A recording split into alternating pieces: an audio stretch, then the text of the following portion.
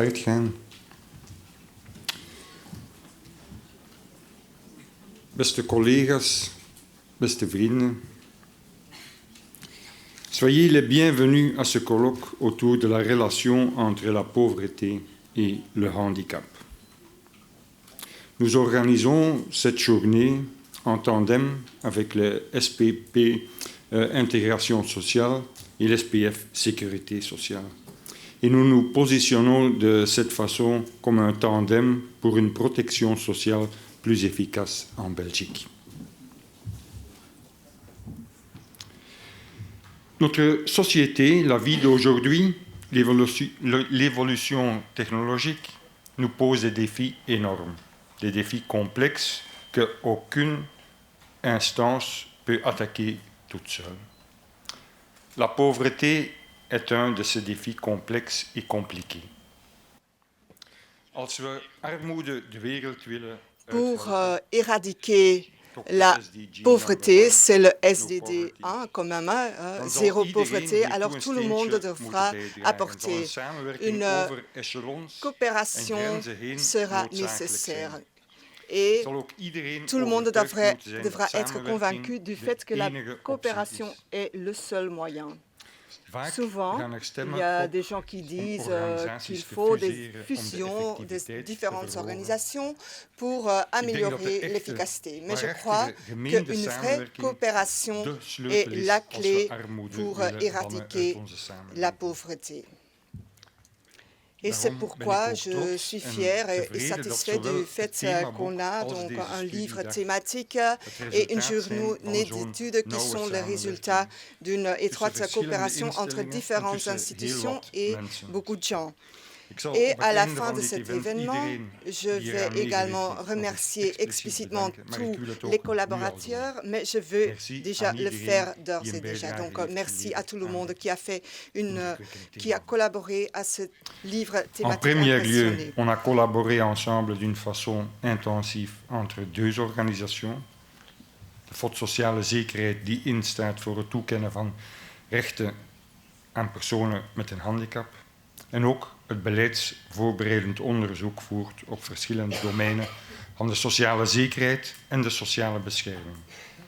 Et l'SPP Intégration sociale, qui a la lutte contre la pauvreté comme mission de base. Mais il y avait également une collaboration d'autres qualités avec d'autres partenaires.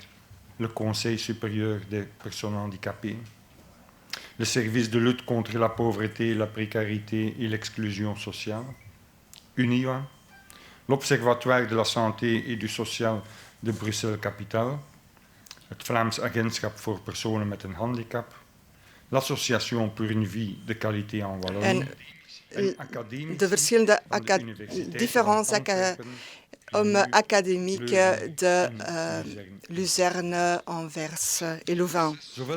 Tant le processus en soi de la collaboration avec toutes ces personnes professionnelles enthousiasmées était en soi déjà très intéressant, mais également le résultat, le produit, c'est-à-dire le livre thématique vaut vraiment la peine. Aujourd'hui, on est le 3 décembre, c'est la journée internationale des personnes atteintes d'un handicap, donc une journée consacrée à la situation des personnes qui ont un handicap. Avec cette journée internationale, l'Assemblée générale des Nations unies veut porter un intérêt important aux gens atteints d'un handicap pour leur accorder plus de droits. Aujourd'hui, ce n'est non seulement une journée spéciale pour les personnes handicapées, mais 2019 est également une année spéciale pour la Belgique. Il s'agit de la 10e anniversaire de la ratification par la Belgique de la Convention des Nations unies relative aux droits des personnes handicapées. Cette convention signifiait un glissement de paradigme du modèle de soins médical vers un modèle de droits sociaux. Ce n'est plus le handicap en soi qui empêche des personnes de participer à la vie sociétale, sur pied d'égalité, mais ce sont les freins sociaux, les freins administratifs et les freins physiques qui l'empêchent. Cette convention ne va pas créer de nouveaux droits, mais nous rappelle du fait que les gens atteints d'un handicap ont les mêmes droits que tous les citoyens. Sans cette approche basée sur les droits, souvent on va méconnaître ces droits dès qu'il s'agit des gens qui ont un handicap. Le droit d'également décider de ce qui leur importe, le droit de choisir avec qui ils vont habiter et où ils vont habiter, également le droit d'agir et de ne pas vivre de façon isolée. Donc, cette convention nous demande d'avoir de l'attention pour la diversité au sein de notre société et d'également créer une politique pour cela, donc une politique qui n'est pas basée sur une vie moyenne de tout le monde, mais cela vaut également pour la politique de lutte contre la pauvreté, où on ne donne pas une attention particulière aux personnes atteintes d'un handicap. Et avec ce livre thématique, on veut que cette situation change. Ça dépend de la façon de calculer, mais dans le monde entier, il y a 15% de personnes handicapées. Ça veut dire 1 milliard de personnes. Et qu'une partie réduite a une reconnaissance qui donne droit à une certaine subvention. Donc, on a en fait une politique spéciale en Belgique pour protéger les gens des pertes de revenus. Environ 8% de notre population se trouve dans un régime d'allocation lié à une invalidité ou un handicap. 25% de la population dit d'être en fait atteint d'un handicap. Donc, il s'agit d'un bon nombre de citoyens.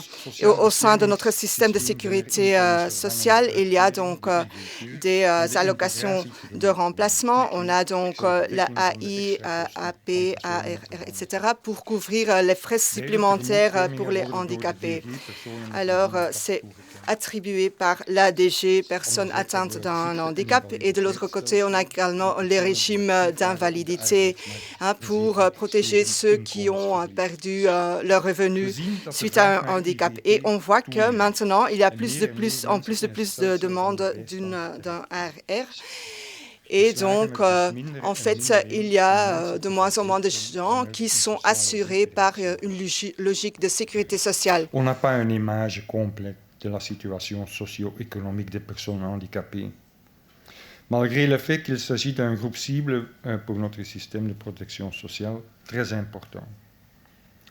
C'est de cette constatation que l'idée est née pour rédiger ce livre qui décrit la relation entre la pauvreté et le handicap. Over de relatie tussen handicap en armoede. Donc, on veut cartographier la situation parce que la politique de protection sociale mène une politique spécifique pour les personnes atteintes d'un handicap, mais on ne sait pas beaucoup concernant l'efficacité et l'impact de la politique. Donc, l'impact sur la vie quotidienne des gens atteints d'un handicap. Donc, le livre va examiner tout type de questions intéressantes. Et d'ailleurs, les auteurs ont également formulé des recommandations pour donner également des recommandations politiques très concrètes, donc des options politiques très concrètes pour en fait améliorer la situation des personnes atteintes d'un handicap. Si le handicap et la pauvreté se rencontrent, il faut une approche cohérente pour mieux protéger ces gens-là. Le livre démontre également que c'est nécessaire et qu'il urge également. On n'a pas de temps à perdre. Les chiffres ne mentent pas. Les chiffres les plus récents, ceux de 2018, démontrent qu'une personne handicapée sur 3 vit un risque de pauvreté ou d'exclusion sociale. C'est énorme, 1 sur 3. Un handicap signifie une situation vulnérable et l'approche doit en tenir compte, au-delà des services publics et le niveau de compétences, au-delà des frontières des pays, des frontières linguistiques. Il y a plus que 30% des personnes handicapées qui courent un risque de pauvreté et ça doit diminuer. On a abordé également la problématique très importante du non-recours. Donc, l'Observatoire ici à Bruxelles a démontré qu'en tant qu'autorité fédérale, on a également un rôle à jouer. On reconnaît cette problématique dans notre rôle au sein du SPP. On reconnaît également la problématique concernant la prestation de services au sein de notre SPP. On mise tout pour, en fait, améliorer notre prestation de services aux personnes atteintes d'un handicap. On a pu élargir nos effectifs. Et il y a également donc un besoin de soutien informatique pour vraiment améliorer les processus informatiques pour donner de meilleurs services aux personnes atteintes d'un handicap.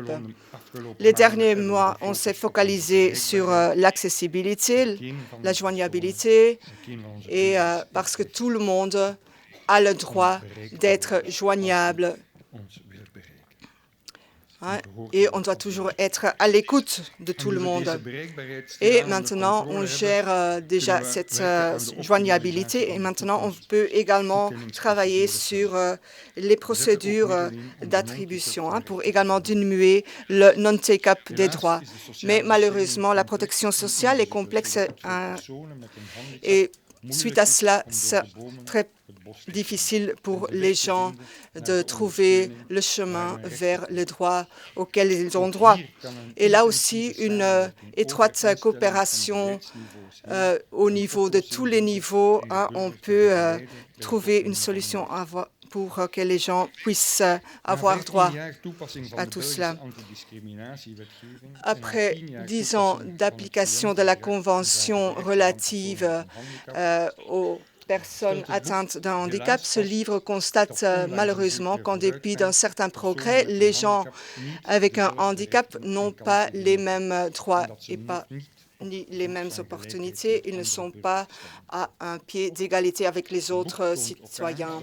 Le livre démontre également qu'il y a une discrimination et qui a des conséquences directes sur leur situation financière. Et deuxièmement, cette situation de pauvreté va encore aggraver leur dépendance.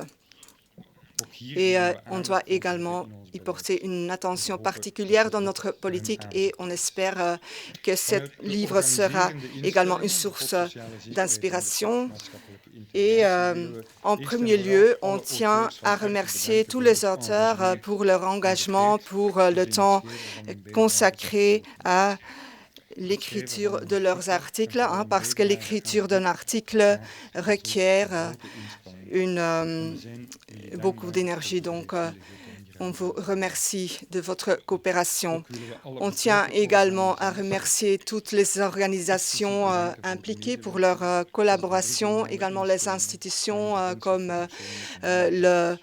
l'Association flamande pour les personnes handicapées, également son équivalent francophone pour que ce livre puisse également donner un aperçu général de la situation ici en Belgique. Et en premier lieu, on tient encore à remercier tous les collaborateurs internes qui ont également aidé à réaliser ce livre. Pour nous, il s'agit d'un livre qui décrit la situation des personnes atteintes d'un handicap. Là, on a une vision plus ample d'un groupe important au sein de notre société.